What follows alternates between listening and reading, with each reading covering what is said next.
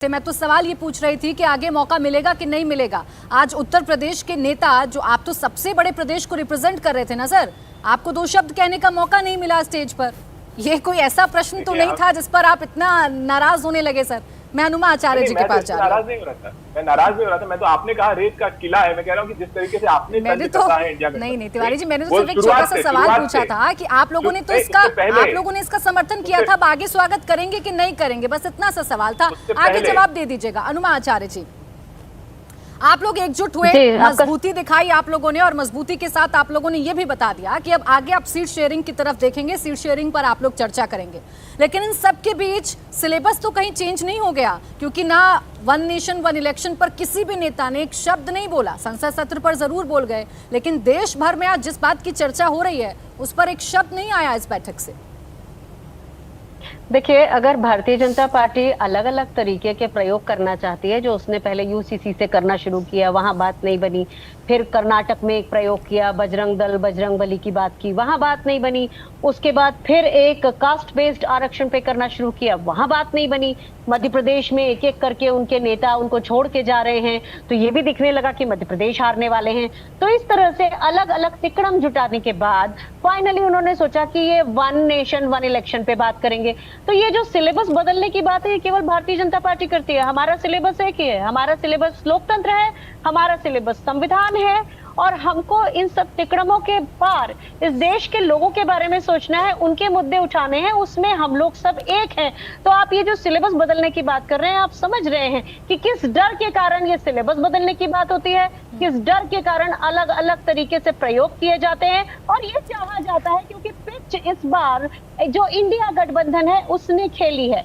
बार बार अटकलें लगा के बोलते हैं उन्होंने ये डिस्कस नहीं किया, प्रधानमंत्री का चेहरा कौन है, एक मोदी और आल, इतनी सारी बातें करने के बाद भी ये दिख रहा है कि भारतीय जनता पार्टी की जो पकड़ थी वो जमीन से छूट गई है।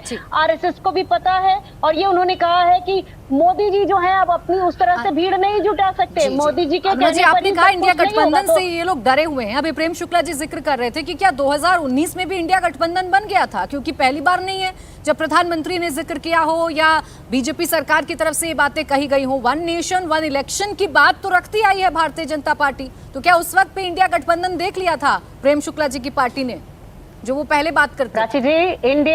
India one nation one election कोई नई कॉन्सेप्ट नहीं है, हमने सुना है इसके बारे में। लेकिन दिक्कत क्या है, आप ये समझिएगा कि भारतीय जनता पार्टी एक इकलौती ऐसी पार्टी है जो हर चीज एडहॉक में करती है, जो कोई भी चीज चर्चा से नहीं करती, कोई भी चीज प्रोसीजर से नहीं करती, प्रक्रिया से नहीं करती। तोड़ना बड़ा आसान होता है, हर चीज तोड़ ताड़ के एक कर देती है, लेकिन नया कुछ नहीं बना पाती। तो कहीं पर भी सम्मति से लोगों के काम नहीं होता। अगर आपने सुना हो तो पंडित जवाहरलाल नेहरू ने एक बार कहा था कि जब डेमोक्रेसी होती है तो सबकी बात सुनी जाती है, इसलिए विकास की गति उतनी तेज नहीं होती। लेकिन जब तानाशाही होती है तो कॉन्क्रीट का विकास तो तेज हो जाता है, लेकिन देश का विकास किनारे लग जाता है। प्रेम शुक्ला जी, छोटा सा जवाब इस पर भी दे दीजिए, क्योंकि तानाशाही शब्द का इस्तेमाल तो आज इंडिया गठबंधन की प्रेस कॉन्फ्रेंस में भी हुआ है। आप लोग इतने तानाशाह हो गए कि विशेष सत्र बुलाते हैं, विपक्ष का कंसर्न ही नहीं लेते हैं, कॉन्सेंट ही नहीं लेते हैं। देखिए, विशेष सत्र बुलाने के लिए विपक्ष का कंसेंट लेने की कोई संवैधानिक आवश्यकता नहीं है। तो कृपा करके संविधान के विशेषज्ञ ब्रिगेडियर विंग कमांडर हनुमा आचार्य जी इस बात को समझ लें। दूसरी बात, तानाशाह कौन है? डॉक्टर बाबा साहब आम्बेडकर इस देश के विधि मंत्री थे। पंडित जवाहरलाल नेहरू से वो उनकी कोई असहमति बनी, उन्होंने त्यागपत्र दिया, उनको संसद में अपना वक्तव्य नहीं देने दिया गया, इसे तानाशाही कहते हैं। 1959 में नंबूदिरीपाद की सरकार गिराई जा रही थी, जो कि निर्वाचित हुई थी 57 में। तब कांग्रेस में बैठक हुई, तब अध्यक्ष हुआ करती थी श्रीमती इंदिरा गांधी और प्रधानमंत्री हुआ करते थे पंडित जवाहरलाल नेहरू। फिरोज गांधी ने बैठक में, जो इंदिरा गांधी के पति हुआ करते थे और कांग्रेस के सांसद थे, उन्होंने कहा हिटलर शाही है ये। इंदिरा जी, आप हिटलर वाली हरकत कर रहे हैं, मैं नहीं कह रहा हूं, ये इतिहास के पन्नों में दर्ज है। तो हिटलर और तानाशाह कौन है? आपातकाल किसने लगाया? लाखों लोगों को किसने गिरफ्तार किया? कौन वो व्यक्ति और संस्था थी जिस संस्था में जो है प्रधानमंत्री पद पर प्रधानमंत्री जो भी फाइलें पढ़ते थे, साइन करने के पहले वो फाइलें एक असंवैधानिक पद पर बैठे व्यक्तित्व के पास ले जाई जाती थी। तो संविधान पर तो आप जब बातें करते हैं तो हर किसी को 90 से अधिक सरकारों को अनुच्छेद 356 का दुरुपयोग करके गिराया गया, एक दो नहीं। 90 से अधिक सरकारों को, और ये 59 से लेके 2005 के बीच में। और किसके कार्यकाल में सर्वाधिक सरकारें गिराई गई? कांग्रेस के कार्यकाल में 50 से अधिक सरकारें तो अकेले श्रीमती इंदिरा गांधी के कार्यकाल में गिरा दी गई। ठीक है, तो आपने संविधान का कितना दुरुपयोग किया है लोग जानते हैं। चलिए ठीक है अनुमा जी, मैं इस पर आपसे जवाब लूं उससे पहले बाकी मेहमान भी मेरे साथ हैं कि कमेंट में उनका ले लूं। सुधाकर सिंह जी, आप तो कुछ ज्यादा ही तेज चलते हुए नजर आ रहे हैं इंडिया गठबंधन में। जो कोई नहीं कह पाया वो आपके नेता ने कह दिया। राहुल गांधी जी को मजबूत करेंगे, क्या समझा जाए? सांकेतिक तौर पर ऐलान कर रहे हैं आप लोग, मोदी वर्सेस राहुल। राष्ट्रीय जनता दल तो ये सवाल कर रहा है आज के दिन में कि नरेंद्र मोदी जी और भारतीय जनता पार्टी के द्वारा स्थापित किया गया था कि 75 साल के बाद उसका नेतृत्व बूढ़ा हो जाएगा, रिटायर कर दिया जाएगा। आज नरेंद्र मोदी जी 74 साल के पूरा कर लिए, आने वाले लोकसभा चुनाव तक 75 पूरा कर लेंगे, उसके बाद उनका कौन नेतृत्व करेगा? ये भारतीय जनता पार्टी के लोग मौन साधे हुए हैं। उनको तय करना है, बताएं कि नरेंद्र मोदी के बाद देश का प्रधानमंत्री कौन होगा, क्योंकि वो तो 75 साल उम्र पूरा करने जा रहे हैं। राष्ट्रीय जनता दल का यहाँ सवाल है।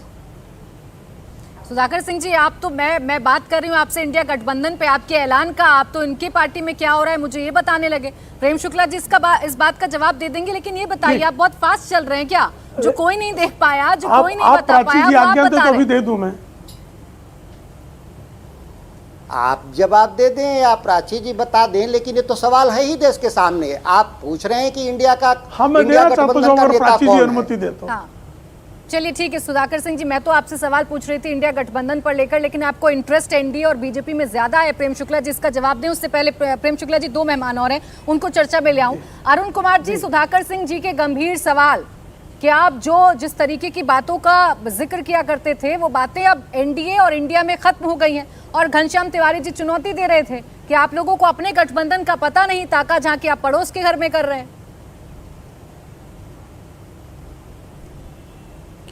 जी प्राची जी, विषय ये है कि ये लोग जो इंडिया बना रहे हैं, भारत के निर्माण में इनकी अभिरुचि नहीं है, ये इंडिया बना रहे हैं। तो ऐसे ही इंडिया शब्द से इस देश को ईस्ट इंडिया कंपनी से और इंडिया से कोई लगाव नहीं है। इंडिया जो ये शब्द चुना है उसमें ये फंस गए हैं।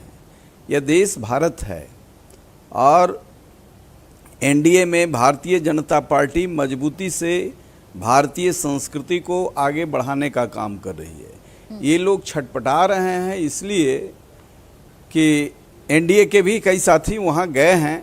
तो लालू जी ने ठीक कहा, कम से कम कुछ सवाल पर वो बेबाक हैं कि हम राहुल गांधी के हाथ को मजबूत करेंगे। देश के कई राज्यों में, पूरे देश में कांग्रेस पार्टी का विस्तार है। अब उसमें नीतीश कुमार भी प्रधानमंत्री बनना चाहते हैं। 1 से 2 में अभी केजरीवाल हुए हैं, वो भी प्रधानमंत्री बनना चाहते हैं। और कई ऐसे लोग हैं जो कह नहीं रहे हैं, बनना चाहते हैं। ये विपक्ष नहीं ना है। आप जगमोहन रेड्डी कहाँ हैं अभी? नवीन बाबू कहाँ हैं?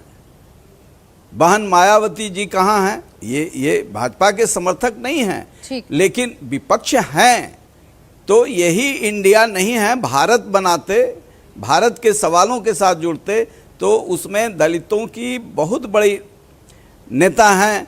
उन्होंने देखा है उनके जीवन के साथ कैसे वो बच पाई सपा से, जो इंडिया के निर्माण में अभी लगे हुए हैं।